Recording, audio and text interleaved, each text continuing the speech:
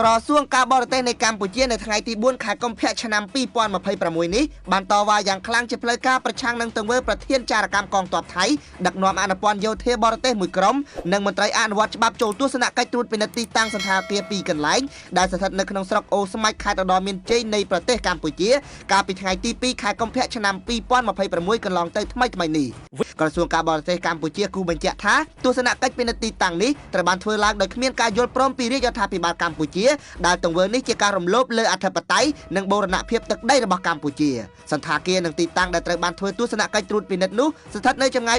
397ម៉ែត្រពីច្រកអន្តរជាតិអូស្មាច់ដែលស្ថិតនៅក្បែរបង្គោលព្រំដែនលេខ15តំបន់នេះត្រូវបានគ្រប់គ្រងដោយប្រើកម្លាំងនិងការកាប់ដោយកម្លាំងប្រដាប់អាវុធថៃក្នុងអំឡុងពេលនៃការវាយលុកដោយកងទ័ពថៃមកលើកម្ពុជាចន្លោះពីថ្ងៃទី7ដល់ថ្ងៃទី27ខែធ្នូឆ្នាំ2025កន្លងទៅក្រសួងការបរទេសកម្ពុជាសង្កត់ធ្ងន់ថាកម្ពុជាបដិសេធនឹងជំទាស់យ៉ាងដាច់អហង្ការចំពោះប្រតិបត្តិការដែលធ្វើឡើងដោយកម្លាំងយោធាថៃរួមទាំងការអនុវត្តអធិបតេយ្យរបស់ថៃដោយខុសច្បាប់តាមរយៈការរៀបចំទស្សនកិច្ចដោយបានរៀបរាប់ខាងលើដែលជាការរំលោភលើធម្មនុញ្ញអង្គការសហប្រជាជាតិនិងធម្មនុញ្ញអាស៊ាននិងជាការប៉ុនប៉ងធ្វើឲ្យស្របច្បាប់នៅការកាន់កាប់របស់ខ្លួនលើទឹកដីអធិបតេយ្យរបស់កម្ពុជាទន្ទឹមនឹងការបដិសេធយ៉ាងដាច់ខាតចំពោះសកម្មភាពរបស់ប្រទេសថៃរាជរដ្ឋាភិបាលកម្ពុជាតាមរយៈក្រសួងការបរទេសបានបញ្ជាក់សារជាថ្មីនៅការបដិញ្ញាចិត្តដ៏ខ្ជាប់ខ្ជួននិងឥតងាករេរបស់ខ្លួនក្នុងការស្វែងរកដំណោះស្រាយចំពោះចំនួនព្រំដែនទាំងអស់ជាមួយប្រទេសថៃក៏ដូចជាជាមួយប្រទេសជិតខាងទាំងអស់របស់ខ្លួនតាមរយៈមធ្យោបាយសន្តិភាពស្របតាមច្បាប់អន្តរជាតិហើយកម្ពុជានៅតែបដិញ្ញាចិត្តក្នុងការរក្សាជំហរជាគោលការណ៍របស់ខ្លួនថាព្រំដែនមិនត្រូវផ្លាស់ប្ដូរដោយកងកម្លាំងឡើយ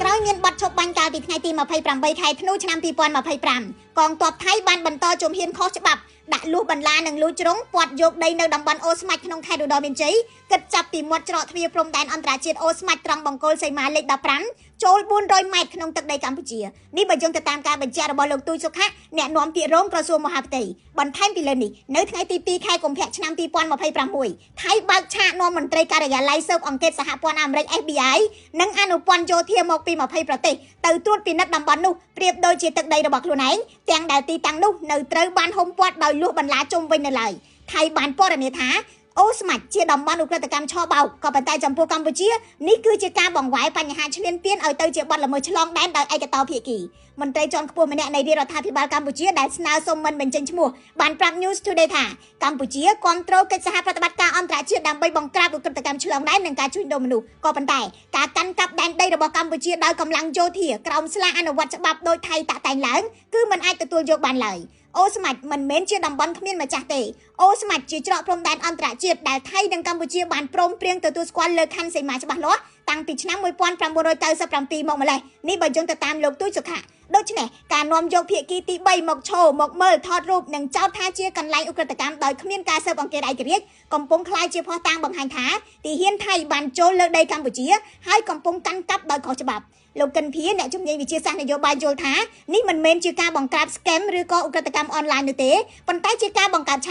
ាកដែលធ្វើឲ្យអន្តរជាតិភ្លេចសំណួរដ៏សំខាន់មួយថាតើហេតុអ្វីបានជាក្រោយបទឈប់បាញ់បែរជាមានការពាត់យកដីរបស់កម្ពុជាដោយភាគីថៃពេលនេះថៃព្យាយាមពង្រីកបទល្មើសឆ្លងដែនឲ្យធំបង្រួមរឿងឈ្លានពានកម្ពុជាឲ្យតូចមន្ត្រីរដ្ឋាភិបាលនិងអ្នកជំនាញកម្ពុជាមើលឃើញដូចគ្នាថានេះគឺជាការព្យាយាមបំផ្លែងការកាន់កាប់ទីតាំងរបស់កម្ពុជាដោយខុសច្បាប់ឲ្យទៅជាស្របច្បាប់គណៈកម្មការខណ្ឌសីមាព្រំដែនគោកកម្ពុជាទទូចជាលើកទី4ឲ្យថៃចូលប្រជុំដើម្បីពិភាក្សាកំណត់ខណ្ឌសីមាតែថៃមិនទាន់ឆ្លើយតបកម្ពុជាតវ៉ាជំទាស់នឹងទស្សនកិច្ចត្រួតពិនិត្យទីតាំងដោយគ្មានការអនុញ្ញាតដឹកនាំដោយប្រធានចារកម្មកងទ័ពថៃនៅក្នុងទឹកដីកម្ពុជាក្រសួងការបរទេសនិងសហប្រតិបត្តិការអន្តរជាតិនៃព្រះរាជាណាចក្រកម្ពុជានៅថ្ងៃទី3ខែកុម្ភៈឆ្នាំ2026បានធ្វើការតវ៉ាយ៉ាងខ្លាំងជាផ្លូវការប្រឆាំងនឹងទស្សនកិច្ចត្រួតពិនិត្យទីតាំងដោយគ្មានការអនុញ្ញាតរបស់អនុព័ន្ធយោធាបរទេសមួយក្រុមនិងមន្ត្រីអនុវត្តច្បាប់ដែលដឹកនាំដោយប្រធានចារកម្មកងទ័ពថៃនៅសន្តាគារ2កន្លែងស្ថិតនៅក្នុងស្រុកអូស្មាច់ខេត្តឧត្តរមានជ័យនៃព្រះរាជាណាចក្រកម្ពុជាកាលពីថ្ងៃទី2ខែកុម្ភៈឆ្នាំ2026ទស្សនកិច្ចពិនិត្យទីតាំងនេះត្រូវបានធ្វើឡើងដោយគ្មានការយល់ព្រមពីរដ្ឋាភិបាលកម្ពុជា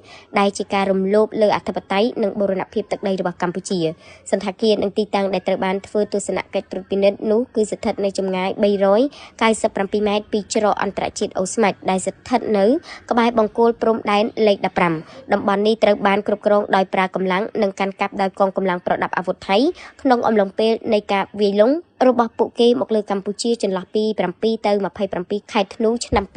2025កម្ពុជាបដិសេធនិងជំទាស់យ៉ាងដាច់អហង្ការចំពោះប្រតិបត្តិការដែលធ្វើឡើងដោយកងកម្លាំងយោធាថៃរួមទាំងការអនុវត្តអធិបតេយ្យរបស់ថៃដែលខុសច្បាប់តាមរយៈការរៀបចំទស្សនកិច្ចដោយដែលបានរៀបរាប់ខាងលើដែលជាការរំលោភលើធម្មនុញ្ញអង្គការសហប្រជាជាតិនិងធម្មនុញ្ញអាស៊ាននិងជាការប៉ុនប៉ងធ្វើឲ្យស្របច្បាប់នៅការកាន់កាប់របស់ខ្លួនលើទឹកដីអធិបតេយ្យរបស់កម្ពុជាទន្ទឹមនឹងការបដិសេធយ៉ាងដាច់ខាតចំពោះសកម្មភាពរបស់ប្រទេសថៃរាជរដ្ឋាភិបាលកម្ពុជាបញ្ជាក់សារជាថ្មីនៅការបដិញ្ញាចិត្តដ៏ខ្ជាប់ខ្ជួននិងឥតងាករេរបស់ខ្លួនក្នុងការស្វែងរកដំណោះស្រាយចំពោះចំនួនព្រំដែនទាំងអស់ជាមួយប្រទេសថៃក៏ដូចជាជាមួយប្រទេសជិតខាងទាំងអស់របស់ខ្លួនតាមរយៈមធ្យោបាយសន្តិភាពស្របតាមច្បាប់អន្តរជាតិហើយកម្ពុជានៅតែបដិញ្ញាចិត្តក្នុងការរក្សាជំហរជាគោលការណ៍របស់ខ្លួនថាព្រំដែនមិនត្រូវបានផ្លាស់ប្ដូរដោយកម្លាំងឡើយ